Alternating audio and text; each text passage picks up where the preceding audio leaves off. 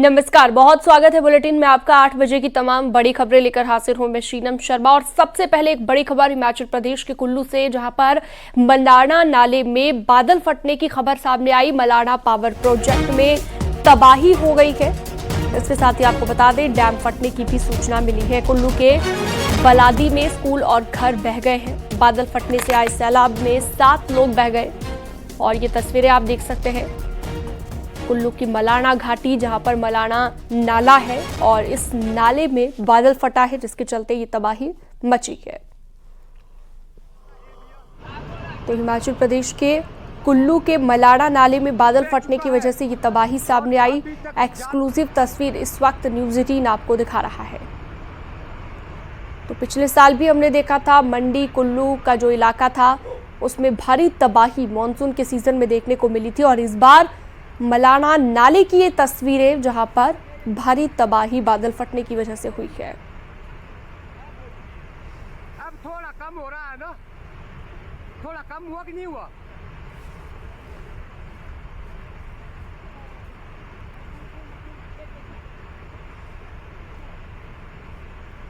वहीं केदारनाथ के भीमबली में भी बादल फटा और भीषण तबाही मची। बादल फटने के बाद केदारनाथ यात्रा को फिलहाल के लिए स्थगित कर दिया गया है।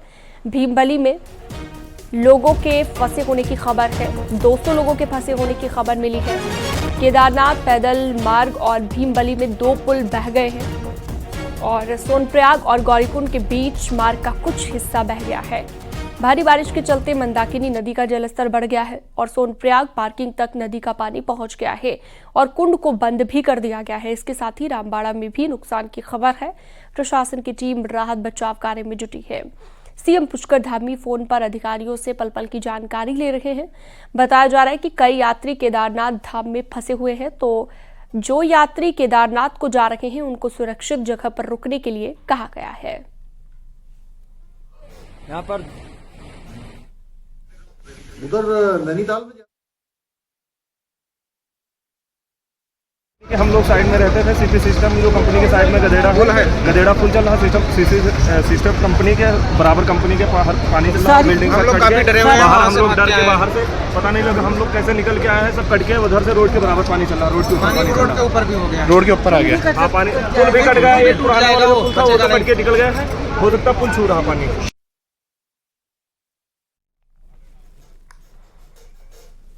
वहीं बादल फटने की एक खबर टिहरी से भी सामने आई, जिसमें भारी तबाही हुई है। घनसाली के जनक याली नौताड़ गदेरे में बादल फटा है। 3 शव यहां पर बरामद हो चुके हैं और इसके साथ ही बादल फटने से तबाही ऐसी रही कि घनसाली चीरबिटिया को जोड़ने वाली पुलिया बह गई। एसडीआरएफ, पुलिस और आपदा राहत टीम यहां पर पहुंची हुई है।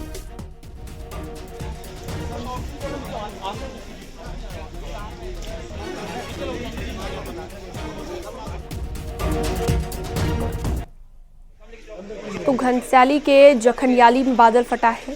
केदारनाथ और ये दूसरी जगह की तस्वीर आपको हम दिखा रहे हैं। दोनों जगहों पर देखिए, टिहरी में भी बादल फटने से जो तबाही हुई, अचानक से जब बादल फटने की वजह से इस तरह की स्थिति बनती है तो टीम में सतर्क हो जाती है। प्रशासन पहले से ही काफ़ी एक्टिव मोड में था और एसडीआरएफ की टीम, एनडीआरएफ की टीम मौके पर पहुंची और लोगों का रेस्क्यू किया गया।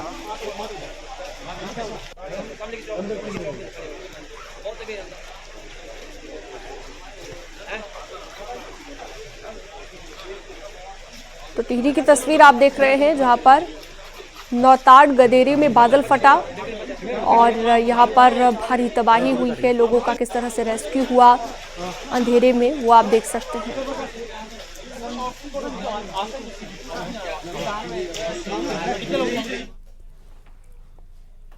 राजधानी दिल्ली के दरियागंज इलाके में एक स्कूल की दीवार बारिश के चलते गिर गई। टूटी दीवार मलबे से आसपास खड़ी कई कारें क्षतिग्रस्त हो गई हैं और ये देख सकते हैं आप तस्वीर भी। दरियागंज में कार पर दीवार गिर गई, जिसके चलते कार क्षतिग्रस्त हुई है।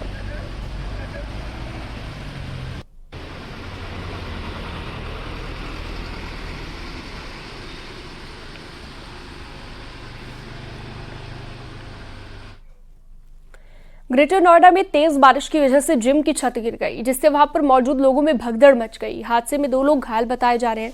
हादसे के दौरान जिम के अंदर कम ही लोग मौजूद थे। पुलिस और स्थानीय लोगों ने घायलों को मलबे से बाहर निकाला। हादसा तुगलपुर नॉलेज पार्क इलाके का बताया गया।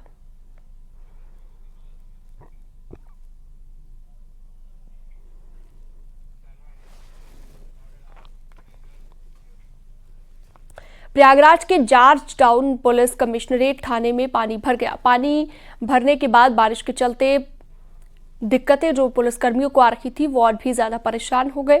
शिकायत लेकर जो लोग थाने पहुंचे थे उनको भी पानी से होकर ही गुजरना पड़ा है। तो देख सकते हैं ये तस्वीर आप प्रयागराज की, जहां पर बारिश के बाद थाना परिसर में पानी भर गया। तो कुल मिलाकर कह सकते हैं कि परेशानियां लोगों को हुई है बारिश की वजह से। चलिए सीधा रुख करते हैं। हमारे तमाम सहयोगी अलग अलग जगहों से लाइव जुड़ चुके हैं हमारे साथ। लखनऊ से अलाउद्दीन अयूब हमारे साथ जुड़े हैं, प्रयागराज से सर्वेश दुबे हमारे साथ जुड़े हैं, नोएडा से हिमांशु शुक्ला हमारे साथ जुड़ गए हैं। सबसे पहले लखनऊ राजधानी का रुख करते हैं। अलाउद्दीन के पास में आना चाहूंगी। अलाउद्दीन, लखनऊ में हमने देखा विधानसभा परिसर का जो निचला हिस्सा है वहां पर भी पानी भर गया, वो तस्वीरें भी हमने दर्शकों को दिखाई। उसके अलावा भी पूरे शहर में किस तरह की दिक्कतों से दो चार होना पड़ा लखनऊ वासियों को, जरा बताइएगा। जी हाँ, बिल्कुल। कल जब 12 साढ़े 12 बजे से बारिश शुरू हुई थी तो इस बात का अंदाजा लगाना मुश्किल हो रहा था कि शहर में इस तरह के हालात हो जाएंगे।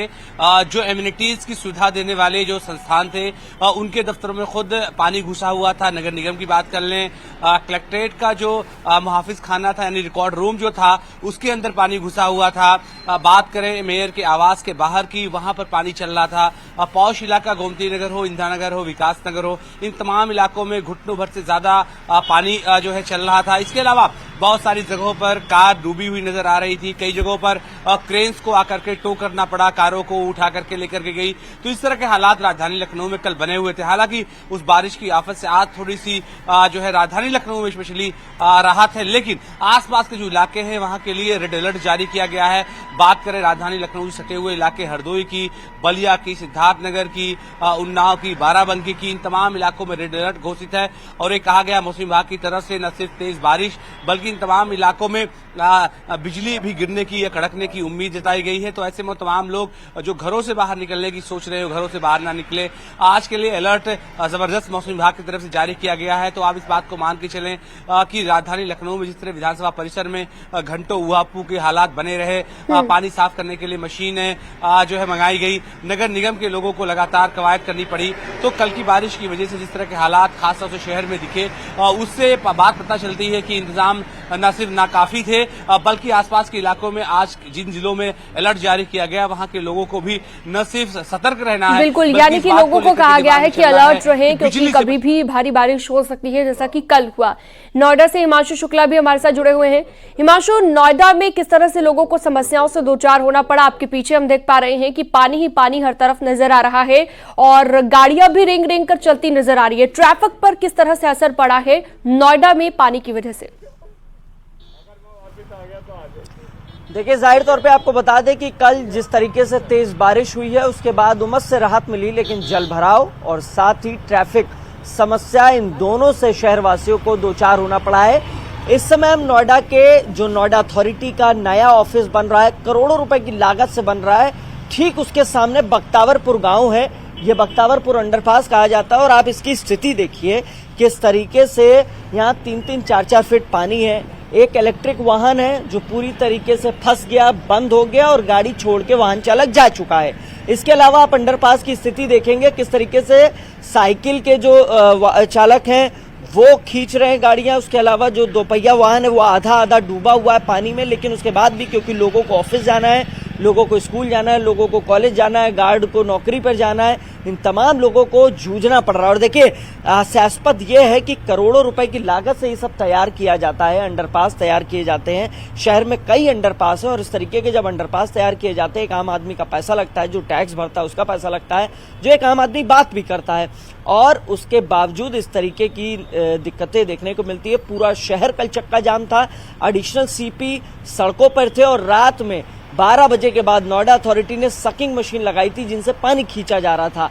आपको बता दें कि सेक्टर 18, सेक्टर 37, 14, डीएनडी फ्लाईओवर, इसके अलावा जो पॉश एरिया था सेक्टर 14, और जो सेक्टर 62 मॉडल टाउन है, एक्सप्रेसवेज, अंडरपास की पीछे की तस्वीर एक बार फिर से दिखाते हैं। हम देखिए किस तरीके से एक बुजुर्ग हैं, वो साइकिल से यहाँ पे फंसते हुए दिखाई दिए और अब जो है साइकिल खींच रहे हैं पैदल। तो जाहिर तौर पे दिक्कतें बहुत हैं और जिस तरीके से दावे वादे किए जाते हैं, मानसून की तैयारी की जाती है, बिल्कुल कह सकते हैं मानसून की जब भी मानसून आता है तो प्रशासन के दावों की पोल खुलकर सामने आ जाती है, क्योंकि पहले खूब दावे किए जाते हैं कि पूरी तैयारी मानसून को लेकर कर ली गई है, लेकिन जल निकासी के इंतजाम बाद में नजर नहीं आते। प्रयागराज अपने दर्शकों को लिए चलते हैं, सर्वेश दुबे हमारे साथ जुड़े हुए हैं।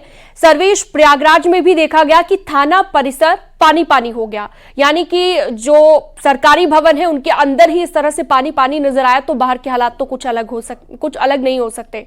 सर्वेश, जरा बताइएगा प्रयागराज में किस तरह की समस्याएं लोगों को आई? देखिए, मैं बता दूं आपको कि बुधवार को मानसून की पहली तेज बारिश हुई है और उस बारिश में ही शहर के जो तमाम जो नगर निगम के दावे थे बारिश से निपटने के इंतजाम, वो सब उसकी पोल खुल गई है और थाने में, जॉर्ज टाउन थाने में पानी भर गया। इस वक्त वहां पर पानी निकल गया है, लेकिन मैं उस सड़क को दिखाना चाहूंगा जो थाने से चंद कदमों की दूरी पर है और यहाँ पर अभी भी कई फीट पानी भरा हुआ है। कल तो यहाँ पर 3 से 4 फीट पानी था, लेकिन अभी भी जो लोग अपने घरों में जा रहे हैं वो कार से या बाइक से जा रहे हैं। तमाम दिक्कतें हो रही हैं और ये उस शहर का हाल है जबकि स्मार्ट सिटी में शामिल है। करोड़ों रुपए खर्च हो चुके हैं और जनवरी 2025 में महाकुंभ का आयोजन होना है जिसमें करोड़ों लोग आएंगे। हमारे साथ एक यहाँ रहने वाले भी व्यक्ति हैं। क्या नाम है आपका और किस तरह की दिक्कतें यहाँ पर कल पेश आई थी? मेरा नाम अमन भारद्वाज है, मैं यहीं का कीड़ीगंज का निवासी हूँ और सबसे बड़ी दिक्कत तो इसमें आ रही है, आने जाने में प्रॉब्लम हो रही है जल भराव की वजह से। और सरकार स्मार्ट सिटी प्रयागराज चूंकि स्मार्ट सिटी के अंडर में आता है 2025। ठीक है, आप लोगों से बातचीत करते रहिए। सर्वेश, कहने का भाव ये है कि समस्याएं सभी को आई, लेकिन सरकारी भवनों के अंदर भी पानी भरना हैरान करता है कि किस तरह की व्यवस्थाएं हैं मानसून से पहले।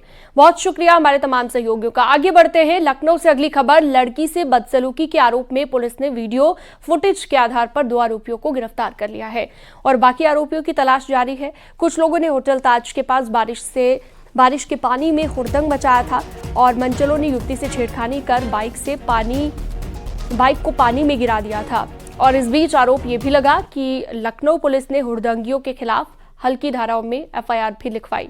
एफआईआर में बाइक पर बैठी युवती से छेड़खानी का जिक्र तक नहीं किया गया। एफआईआर में छेड़खानी के बजाय बारिश के गंदे पानी से संक्रमण का जिक्र किया गया है। गोमती नगर के दारोगा ऋषि विवेक ने एफआईआर लिखवाई है, जिसमें 15-20 अज्ञात लड़कों को आरोपी बनाया गया है। गोमती नगर पुलिस ने वीडियो फुटेज के आधार पर अन्य आरोपियों की तलाश भी शुरू कर दी है।